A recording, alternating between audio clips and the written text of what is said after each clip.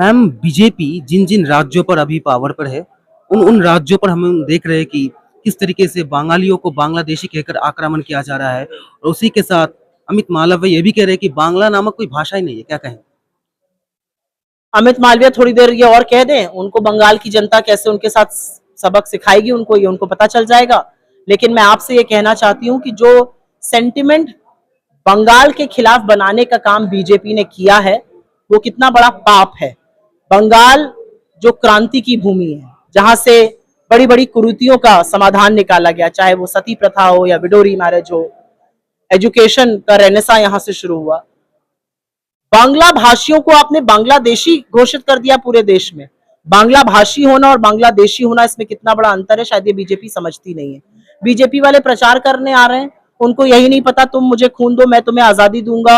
ये नेताजी सुभाष चंद्र बोस ने 1944 में रंगून में आजाद हिंद फौज की रैली में कहा था। उनके मुख्यमंत्री कह रहे हैं ये बात स्वामी विवेकानंद ने कही थी। स्वामी विवेकानंद जी का निधन 1902 में हो गया था।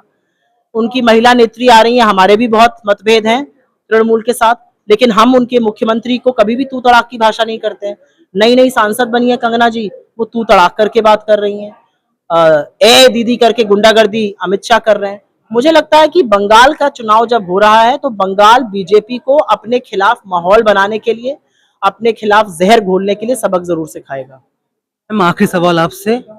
जब नरेंद्र मोदी जी बंगाल में इलेक्शन प्रचार के लिए आते तब तो कोई रोक टोक नहीं होता, लेकिन हम ये जानते हैं कि राहुल गांधी साहब का कलकत्ता में तीनों जगह सभा होने वाला था, लेकिन अभी तक उसका परमिशन नहीं मिला है। क्या कहेंगे? 23 तारीख को राहुल जी श्रीरामपुर, शहीद मीनार और मिठिया ब्रुज में सभा करने वाले थे। इन सब जगहों पर बीजेपी और तृणमूल दोनों ने सभाएं करी हैं, लेकिन उनकी सभा में रोड़ा बनने का काम, उसको परमिशन नहीं दी गई, अवरोध पैदा किया गया।